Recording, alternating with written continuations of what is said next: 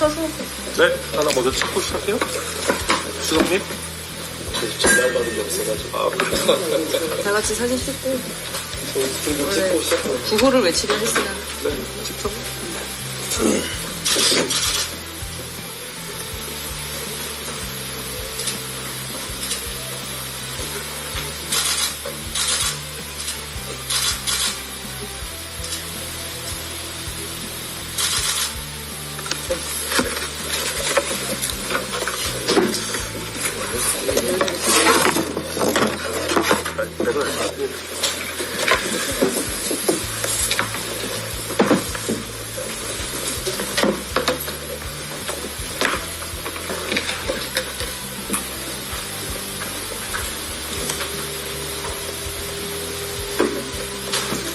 네, 무거운 월요일 아침입니다.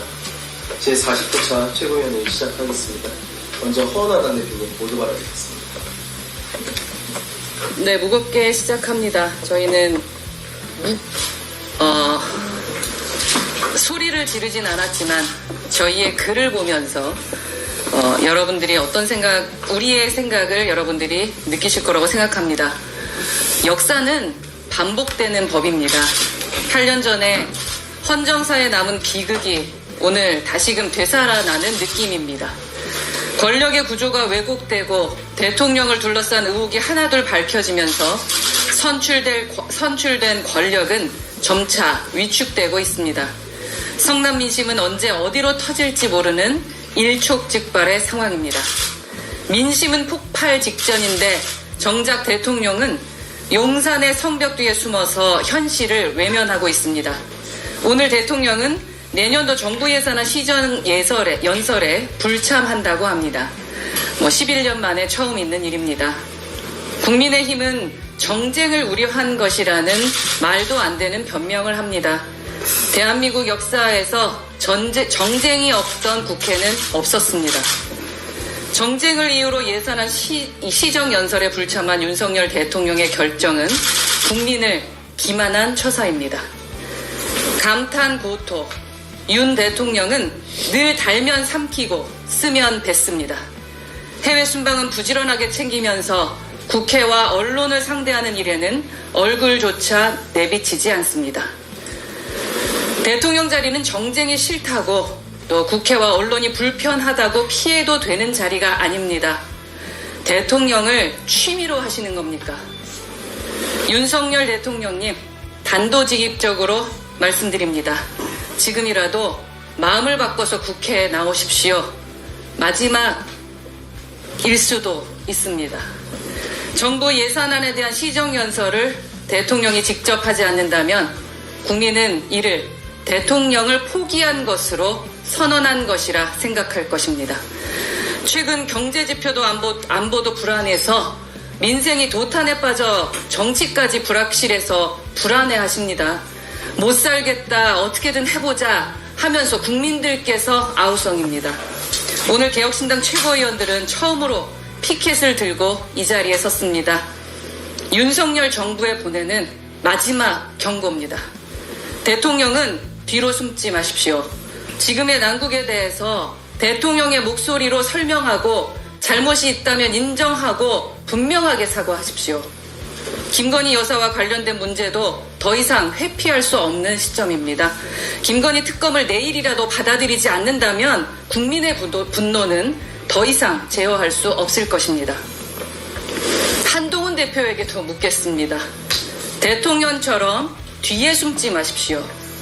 강강약약이라는 말씀을 하셨는데 지금의 행태는 강약약강입니다. 하다 윤 대통령이 두려운지 소수정당 운운하면서 구태 프레임 이야기하고 계시는데요. 구태 프레임 벗어나는 방법을 그저 한 소수정당을 공격하는 것으로 해보려고 하시는 겁니까? 국민의힘 의원 관리나 제대로 하십시오. 그리고 제발 용기 내십시오. 약속했던 최상병이나 김건희 특검에 대한 입장에 대한 행동하십시오. 말뿐인 약속은 국민의 신뢰를 얻을 수 없습니다. 오늘은 점자의 날입니다. 저희 개혁신당은 개혁이라는 단어를 점자로 표현해서 백드롭을 준비했습니다. 이는 시각장애인의 권리를 위해 한글 점자를 창안하고 반포한 박두선 선생의 정신을 기리는 것입니다. 소통의 중요성을 되돌아보는 그런 날입니다. 윤석열 대통령은 국민과 소통하실 생각은 있으신 겁니까? 숨지 마라 윤석열, 특검하라 김건희. 이는 국민의 명령입니다. 이상입니다.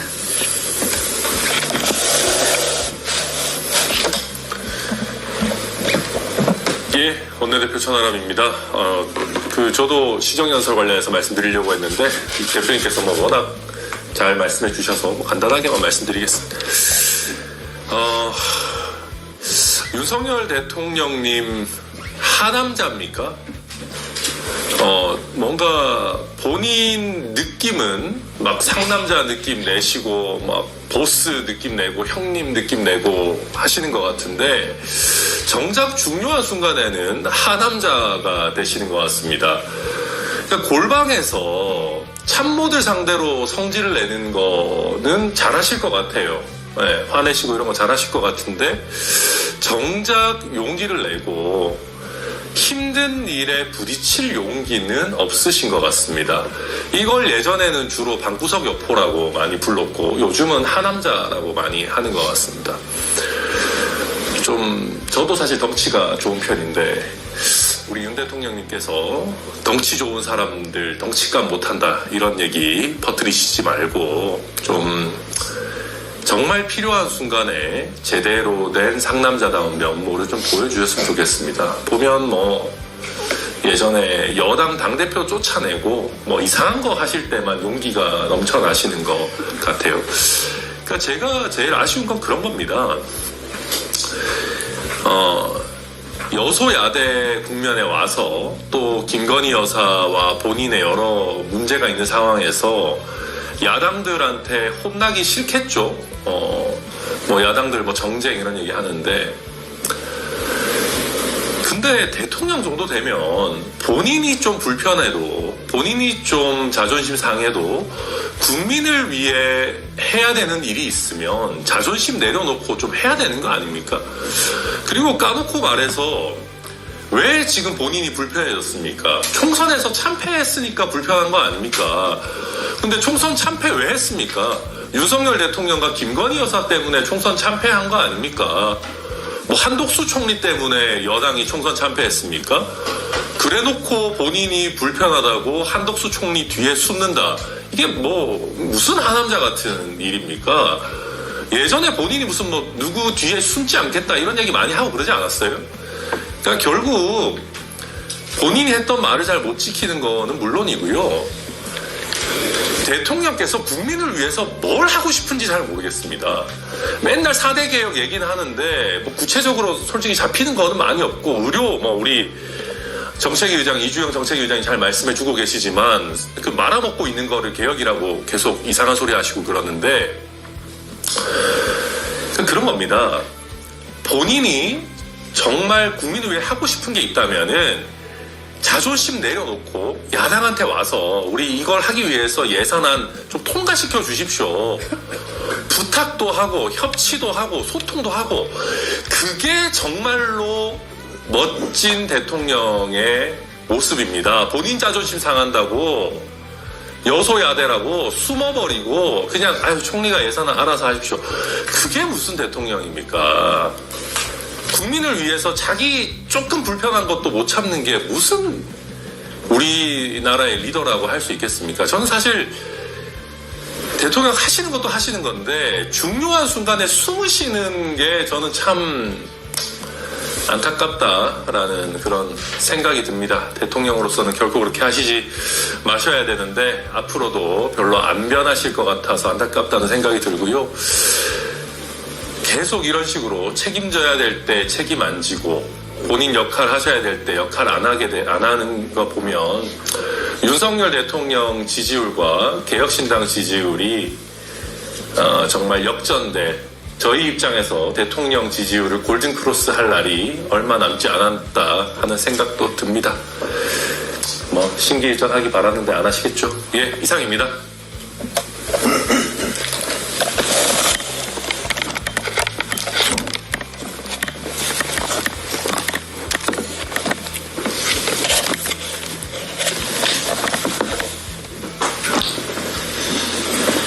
기존의 김건희 특검 대신 이번에 명태균과의 녹취를 통해 공개된 불법 공천 개입 의혹을 포함시켜 대통령 부부 국정농단 특검으로 확대하여 다시 추진하자고 여당인 한동훈 대표, 그리고 야당의 이재명 대표, 조국 대표, 우리 당 허은하 대표께 먼저 제안드리며 모두 발언을 시작하겠습니다.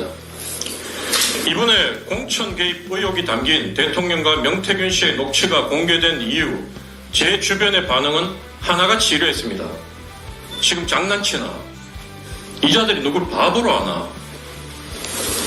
그간 윤석열 대통령을 적극적으로 옹호하며 지지해왔던 제 고향 대구 경북 사람들은 좀 다를까 싶어 몇 명과 통화해보니 그들 역시 어째 자꾸 이런 일이 라며 곤혹스러워하기는 마찬가지였습니다. 지금 벌어진 일보다 앞으로 무슨 일들이 더 크게 벌어질지 그걸 더 두려워하고 있었습니다. 보수의 큰집, 대통령 지지율의 최후 보루라는 TK 지역에서마저 이런 분위기니 어떻게 시시각각 다가오는 탄핵의 그림자를 마냥 외면할 수 있으며 어찌 윤석열 정권의 비극적 최후를 한 번쯤 떠올리지 않을 수 있겠습니까? 제가 이미 지난달부터 탄핵의 가능성을 언급하며 각종 불안한 수치를 그 근거로 제시했고 최근의 모두 발언에서는 급속하게 무너질 수 있다. 이젠 정말 시간이 없다. 고 강력하게 경고까지 했음에도 대통령 후보에 대한 집권 여당의 대응은 안이하기 짝이 없습니다. 심지어 대통령의 명백한 공천 개입 정황이 보이는 녹취가 나와 온 국민이 충격에 빠져있는 상황임에도 대통령실과 국민의힘은 여전히 손바닥으로 하늘을 가리는 뻔뻔한 은행으로 국민의 분노에 기름을 끼얹고 있습니다. 윤석열 대통령은 명태균 씨와 한두 번 만났고 영부인은 몇 번 전화한 게 전부 다 깊은 관계가 아니라더라. 당선인 신분으로 이루어진 통화에서 공직선거법 위반이 아니다. 최고의 전문가들이 모인 곳이 법사위인데 대다수 법사위원이 법률적 문제는 없다고 하더라. 대통령이 정이 많아서 명시 전화를 거절하지 못한 것일 뿐 그 어떤 의혹도 담겨있지 않다. 이 나라 국민의 높은 수준과 현재의 들끓는 민심을 전혀 헤아리지 못한 국민의힘 관계자들의 망발에 제 주변 국민들이 보인 그 격한 반응과 표현을 차마 그대로 옮길 수가 없습니다. 드디어 윤석열 대통령의 지지율이 20%대가 무너져 10%대로 떨어졌습니다. 솔직히 말해 그간 대통령 지지율이 20%나 나온다는 게 더 믿기지 않을 정도로 윤석열 대통령, 특히 부인 김건희 씨에 대한 민심은 더 이상 내려갈 곳이 없는 최악이었습니다. 오죽하면 군사정권보다 검사정권이 더 뻔뻔하고 더 교활하고 더 치가 떨린다는 말이 회자되겠습니까? 최소한의 상식점마저 깨버린 정권 행태에 폭발해버린 민심의 분노는 기어이 탄핵의 타임워치를 돌릴 분위기입니다. 전 정권의 사례를 보면 2016년 10월 1주차 여론조사 발표에서 한국갤럽 기준으로 지지율 30%가 무너진 후 3주 뒤엔 10월 4주차 발표에서 20%선이 무너졌고 10월 26일에서 27일 양일간 실시한 조사에서 11월 1주차에 5%로 추락하며 회복 불능의 상태가 되었습니다. 지지율 30%선이 무너지고 12월 9일 실제 탄핵이 의결되기까지 딱 2달밖에 안 걸렸습니다. 그 2달에 가장 중요한 시간 동안 반성과 사죄를 통한 회생의 기회를 잡기보다 끝까지 우기고 국민을 속이며 약발안 듣는 수첩들로 권력을 놓지 않으려 발부둥 치다가 결국 파멸의 나락으로 떨어졌습니다. 2016년 그때 시민들 향해 홍위병이라며 저주하고 정권의 종말을 앞당겼던 핵심 인사 중 하나가 2024년 지금도 대통령의 눈과 귀를 가려 이 나라를 망치고 있는 비서실장 정진석입니다. 마지막으로 윤석열 정권 관계자들께 이 말씀 드립니다. 제발 지금이라도 민심을 똑바로 읽고 국민께 사죄 후 책임질 것이 있으면 깨끗이 책임지는 모습 좀 보여주십시오.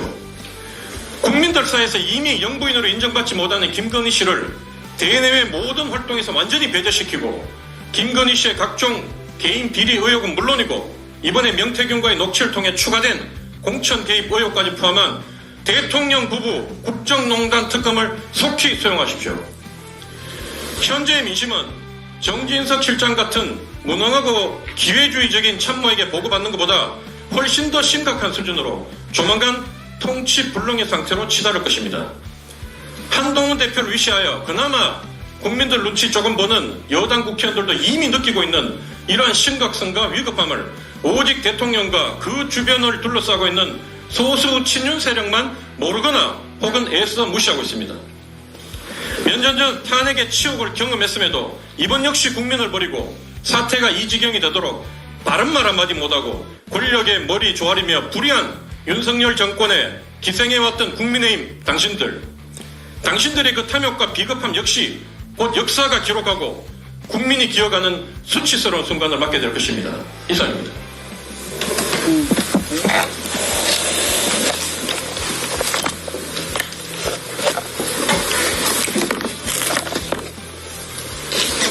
이주영입니다. 11월 국회는 677조 원 규모의 내년도 정부 예산안 심사를 시작합니다. 지난 국정감사를 통해 정부는 국가 운영의 곳곳에서 허술한 집행과 방만한 융통을 들킨 바 있습니다. 꼭 써야 할 곳에는 손바닥으로 하늘을 가리며 모른 채 하더니 정작 불필요한 곳에는 한 장의 표를 위해 뒷일 생각 않고 마구 뿌려대는 부정직과 무능을 보았습니다. 사리사욕에 눈이 먼 인마이 포켓 예산, 너와 나만 알기로 한 밀실 예산, 포퓰리즘에 감당 못할 오늘만 산다 예산, 대한민국의 내일을 생각하는 정치라면 이제는 정신 차려야 합니다. 대한민국은 자랑스러운 우리의 조국이지만 여전히 우리에게는 갈 길이 멉니다. 우리 세대의 다음 10년이 더 부강하기 위해, 다음 세대의 100년이 더 자유롭기 위해 개혁신당은 오늘의 미랄 한 톨조차 귀하게 여기겠습니다. 여러분의 밝은 눈으로 대한민국과 함께 해주십시오. 감사합니다.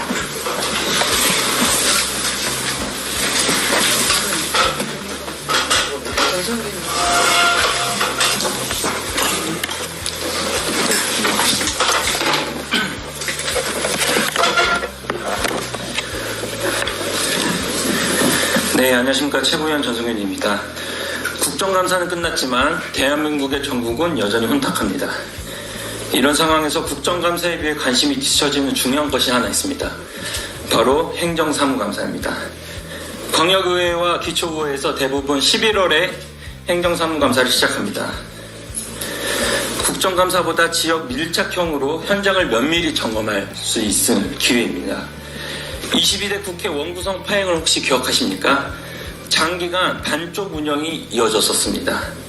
이와 같은 상황이 지방의회에서도 되풀이되고 있습니다. 여러 지역에서 의장당 구성이 지연되고 있고 파행이 반복되면서 민생 조례안과 예산안이 처리가 늦어지고 있습니다. 행정 혼란이 가중되는 실정입니다. 특히 아직까지도 김포시 의회는 이곳에서 4개월 넘게 상임위원장 자리를 둘러싼 다툼이 파행으로 이어지고 있습니다. 추경 예산안이 제때 처리되지 않아 관내 취약계층에게 피해가 발생했습니다. 이는 김포시 의회만의 문제가 아닙니다. 지방의회에서 조금이라도 정치적 이득을 보려는 이유로 파행이 벌어지고 있습니다. 지방의회는 11월의 행정사무감사 기간에 주민들의 삶을 위한 본연의 역할에 집중해야 합니다. 주민들에게 실질적인 도움을 줄 수 있는 기회입니다. 행정사무감사는 예산 집행과 행정의 투명성을 감시하여 주민의 삶의 질을 높일 수 있는 중요한 기회입니다. 그러나 의회 내 갈등으로 이 중요한 감사에 집중하지 못하고 민생 조례에 예산 심의가 지연되고 있는 상황은 결코 용납할 수 없습니다. 중앙정치의 온도가 지방의회로 자연스럽게 번지면서 지방의회가 정치적 갈등의 또 다른 무대가 되는 악순환을 경험하고 있습니다. 어느 한 당을 지적하는 것이 아닙니다. 지역에 따라 과반을 차지한 정당이 다르지만 공통적으로 갈등을 겪고 있습니다. 이는 양당이 당리, 당략에만 치중하고 있기 때문입니다. 지방의회는 주민들의 삶과 가장 밀접하게 연결된 행정기관으로서 주민의 목소리를 반영하고 삶의 질을 개선하는 역할을 맡고 있습니다. 그러나 의장당 구성을 둘러싼 갈등이 계속된다면 그 피해는 결국 지역 주민에게 돌아갈 것입니다. 이제 지방의회는 더 이상 정치적 갈등의 무대가 되어서는 안 됩니다. 지금은 당리당략을 떠나 오롯이 민생에 집중해야 될 때입니다. 국회의 모습에서 벗어나 지방의회 본연의 모습으로 돌아가 주민들에게 실질적으로 도움되는 방파제가 되어 주어야 합니다. 감사합니다.